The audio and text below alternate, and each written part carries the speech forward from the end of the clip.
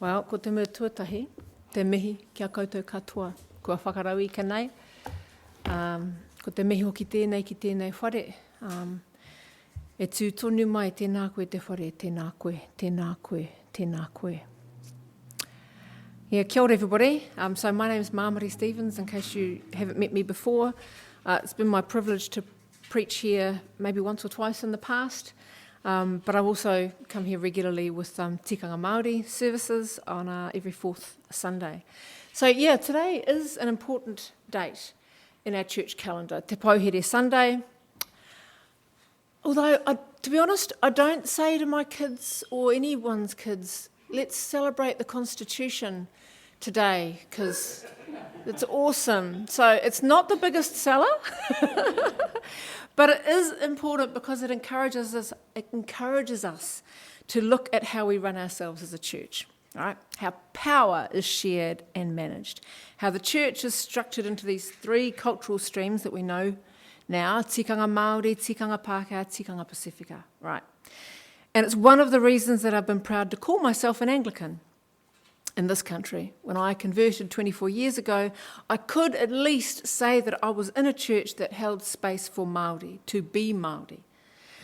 So yeah, the implementation of that constitution back in 1992 is worth commemorating. It says something about how we want to live as God's people in the world. And at the time, in 1992, it was actually a really grand thing, a huge thing, an imaginative thing. I remember Reverend Canon Dr. John Tamahori, I was interviewing him about an essay that I was writing when I was at law school, and he said to me, over 2 decades ago, a single line that has stuck with me ever since. He said, "Now we have to be a church in New Zealand. The universe has cracked, and God will be different in these new universes. God will be indigenous in each universe." And I reckon there's a movie in that really short sentence. I can picture a cracking universe, terrifying, awe-inspiring, completely mystifying, and probably lots of CGI. And sometimes big gestures are super important for a moment in time because they change what comes afterwards. So what we can imagine and then live into changes. So the signing of Te Tiriti o Waitangi back in 1840 was a supreme imaginative act that became almost fatally undermined by what actually happened on the ground in the nearly 2 centuries after 1840. And this week alone, we've been reminded of the imaginative Act of 1840 on Thursday, when thousands of people all around the country gathered to protest the moves to remove mention of Te Tiriti o Waitangi from legislation, or some anyway, to disestablish the Māori Health Authority, to repeal smoke-free laws, and the Act parties bid to redefine the treaty principles so as to erase the existence of Māori people entirely. So being part of the protests, or as some people called them, strikes, on Thursday was important because sometimes heat and light is absolutely necessary to expose injustice. It enables us to truly imagine eradicating that injustice. But also, such moments serve simply to remind ourselves as Māori that we exist, to enable us to see ourselves in the mirror, to remind us, and I felt this very much standing outside the railway station on Thursday with my son wrapped in my daughter's Tino Rangatiratanga flag, and she still hasn't forgiven him for stealing it for that purpose. But it served to remind us how, even though most often we are separated by distance, by circumstance, and there's often distance between ourselves and our home marae, let alone each other, but these incidents serve to remind us that we are peoples and we are a people. So to that end, yeah, I agree. We need to be reminded to see ourselves as a three tikanga church. Not because the Constitution exists, but because we really are a church that worships God in 3 quite distinct ways. And this day exists because of the imaginative act that was entered into in 1840. But, confession time, I'm also suspicious of special days. Because Every day is Waitangi Day. Every day is Māori Language Week. Every day is Pouhere Sunday. If we're only just living out those things on the named days or the named weeks, we're doing something wrong. In a very real way, this day calls us to look not just at the big fat moments, but at the ordinary and everyday ways in which we live out our lives. So yeah, we're not here to worship a constitution. Today, like every day and every Sunday, we're called to worship God. And that is exactly what we've been doing today. But in today's gospel reading for Pouhere Sunday, we're reminded of what is required of us every day, the everyday imperative of living out Jesus' commandment to love one another. And I'll just read out in English a short excerpt from what we heard before. My command is this: love each other as I have loved you.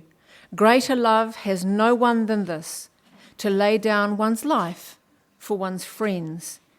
You are my friends, if you do what I command. I no longer call you servants, because a servant doesn't know his master's business. Instead, I have called you friends, for everything I learned from my Father, I have made known to you. And so Jesus shatters here the normal expectations of relationship, right, between the divine and people. Instead of the master-servant relationship, where only special people with enough knowledge can have access to God, everybody can. A friendship relationship between us and Jesus is not unconditional. We still have to obey his command to love, and he brings us together to share knowledge and to ensure that we share love with each other. Not just hanging out, fellow feeling camaraderie, although that's good too, but the kind of love in which we protect each other's lives, the highest form of which is to lay down our lives for each other, as he did for us. This is radical whanaungatanga, intentional kinship that doesn't rely on blood kinship. It requires us to protect each other's lives. Protecting each other's lives as an act of friendship means we have to all ensure that we all have the ability to live out our lives as God made us to be.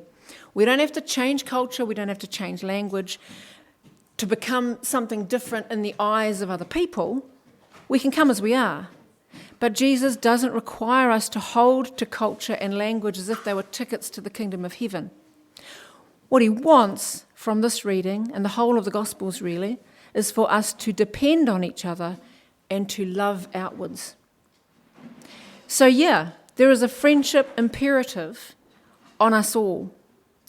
But in a colonial context, there are layers of complexity. For Māori to be safe enough to depend on Pākehā in an interdependent friendship is some way off, if that relationship is not to fall into master and servant or some other manifestation of power-based connection, as it has been in the past, and arguably still is today.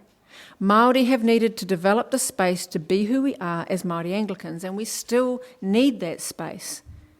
So Hera, Willie, Jessica Lee, and occasionally Etienne, who's sitting in the front row now, have every fourth Sunday of the month for a few years now been coming to the Tikanga Māori service here at St Mike's in this very room to be together in the most ordinary of ways, to use our language in worship as Māori.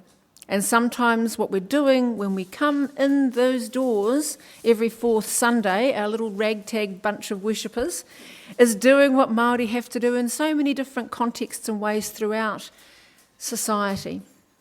Not only does this community here have to make room for us, which is wonderful for our Tikanga Māori service, we also have to we ourselves as Māori have to still stake a claim to that space. We still have to inhabit that place in which we can see each other and just be ordinary. Not just one of a few Māori in our own other congregations.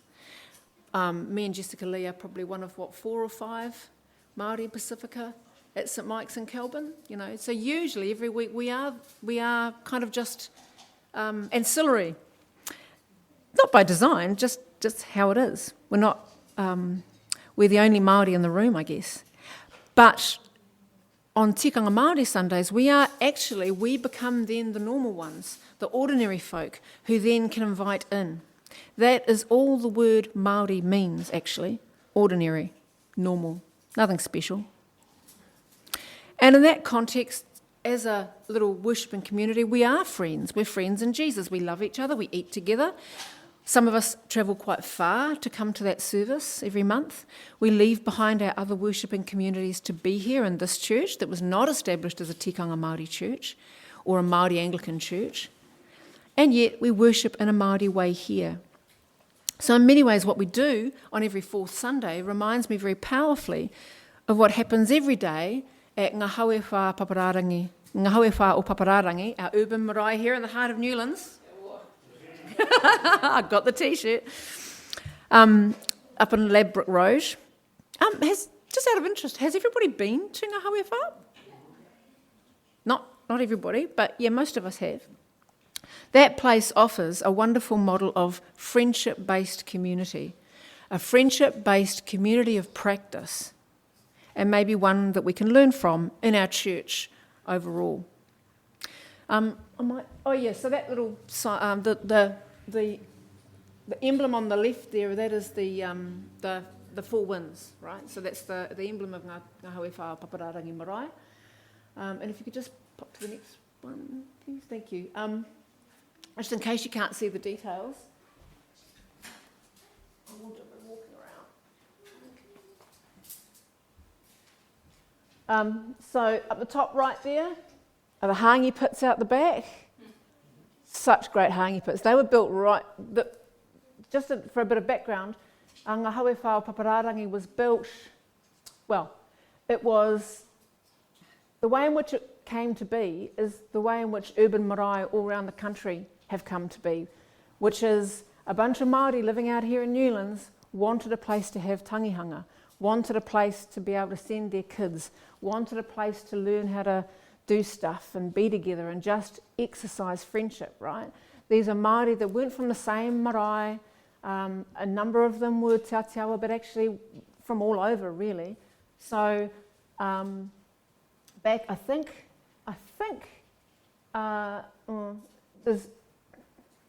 been given different accounts of what date it actually started, but we're talking early 90s. So the early 90s was when that bit of land down on Ladbroke Road, we started to use that as a marae area or a community area. It's actually a community lease. It's a community ground lease now. And next door was the old Horokiwi landfill, right? It had just been closed. I think it was closed in 1994, the old landfill. Quite toxic area. And to this day, we still get rubbish dumped at Ngā Hauewha Marae. I'm not sure why that is, but we still, every few weeks or so, we'll get a load of rubbish dumped there. So just back at the photos, you've got the hangi pits. They were built right at the beginning, so they're quite old. Joe Gates Senior brought his digger, levelled the land, dug the hangi pits. We've got examples where we have kapahaka. We have had a kapahaka group operating there for years, not there at the moment, but hopefully we will return to that. There's Whaiahera in the bottom right, just before we were involved in a tangihanga that was... Oh, you didn't know I was going to show you a photo, eh? It's you! I actually took that last year or the year before because of the layout of the mats for the tangihanga, to take a record of how we're supposed to lay the mats out properly. So that's why I took that photo. I had your consent at the time. On the bottom left, I can't, people in high vis. So in terms of the modern day activities of Ngā Hauewha Marae, we're not just there as a site for Māori communities to come in and have tangihanga, and we do all that as well. But there's also our shipping containers that are there, including a whole lot of emergency equipment. So we're there as an emergency resilience centre. There's also the 20-year planting program that was established at Ngāhawewha Marae, 2012, I think. And so things like harakeke, marakai, so growing, learning about traditional garden planting for food, kapahaka, all these activities are all kind of part of, I guess what I would call a radical manaakitanga, because we extend outwards to bring people in, right? And the only way we can do that is because we're established ourselves in the first place. So this in the middle here is the ad for Neighbours Day that was held this year. So every year, and that's part of the emergency resilience stuff, I think. We have emergency services here. We just ensure that people are kind of know of the existence of the marae. And we sell hangi there, and I've just locked myself out. Sorry, excuse me.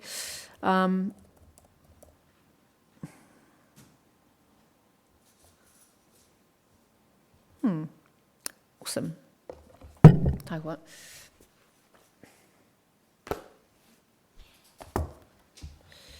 So yeah, the things that go on at the marae are very varied, but as I said before, in order for that to happen, Māori had to feel like they had a place, to be able to stake a claim to a place.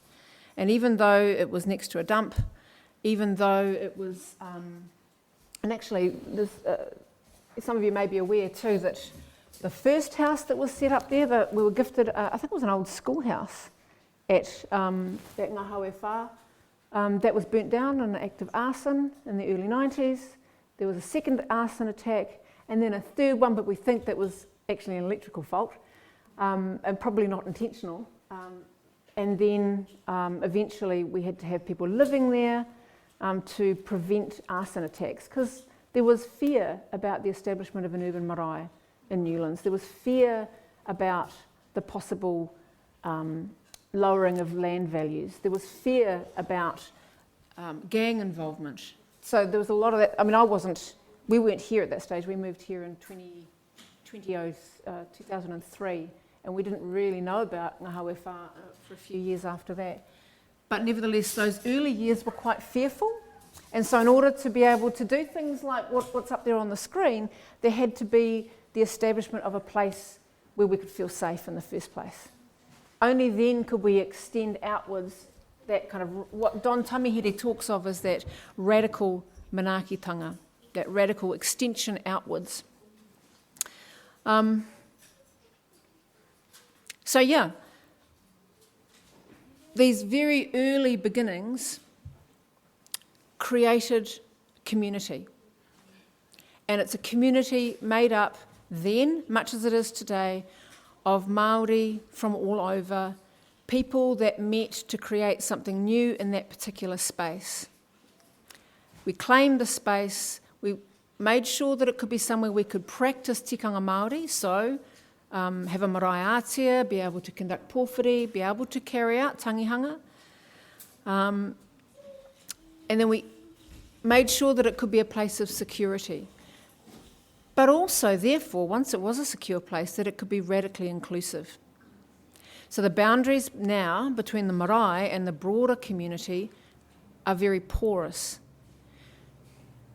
And that, I think, we've had to operate like that partly because we're not a mana whenua marae.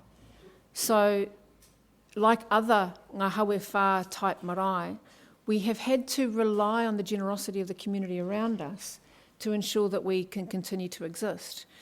And so that's very much been the case. There have been some wonderful and fantastic relationships with the Newlands community, and that speaks to the porous nature of those boundaries between the marae and the rest of the community. But I feel like there's something that this would be called what Anne-Marie Ellithorpe would call a community of friendship, a friendship-shaped community.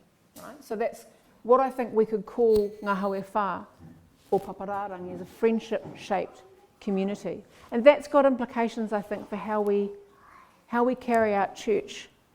And the question for us really is, in the operation of our three tikanga, are we operating as, in our individual churches and across the motu, as friendship-based communities or friendship-shaped communities? Is there something we can take from a place like ngā haue whā, where we've had services, where we do karakia, so there's a God presence at ngā haue whā as well, intentionally, and this place. Like, what could we do to enhance that relationship, to enhance the role that we can have also, both in tikanga Māori, but also in tikanga Pākehā and tikanga Pasifika, as friendship-shaped communities. So I just want to leave that as an open question as to what that might look like and how important a place like ngā haue whā o Papararangi is in establishing a community of practice based on the notion of friendship. Doesn't rely on kinship, doesn't rely on doctrine, but it does rely on a willingness to sacrifice. So I've put up there, just as a way of finishing off, there is a sacrificial element to ensuring that ngā haue whā o Papararangi survives. When you get the call that there's a tangi ahera and you have to go down to the marae and be present for the people that come on, when really what you'd rather do is not that, you'd rather do something else, there's a sacrifice of time. And we know what that's like in church life. There's an interdependence. Ngā haue whā o Papararangi exists because the community wants it to exist. If the community here, after those rocky first few years of the 1990s, didn't want ngā haue whā o Papararangi to exist, we couldn't exist. It's an example of what Don Tamihere, as I said before, refers to as radical manaakitanga, that outward love into the community, without expecting necessarily for that love to be returned, but nevertheless it is. And it's also this idea of radical whanaungatanga, so radical connection, friendship. True friendship that doesn't require a kin-base. That's not to undervalue in any way the kin-based structures of mana whenua marae, but it is a different way of exercising radical whanaungatanga. And that very much speaks to what I think Christ has told us to do in the gospel reading that we have today. So I'm going to leave it there and leave that question for you fellas to figure out. Well, for all of us actually, on a day like this and every day, to figure out what does a friendship community or friendship-shaped community look like for us. Koe anō ka nui te mihi kia tātou katoa. Kia ora.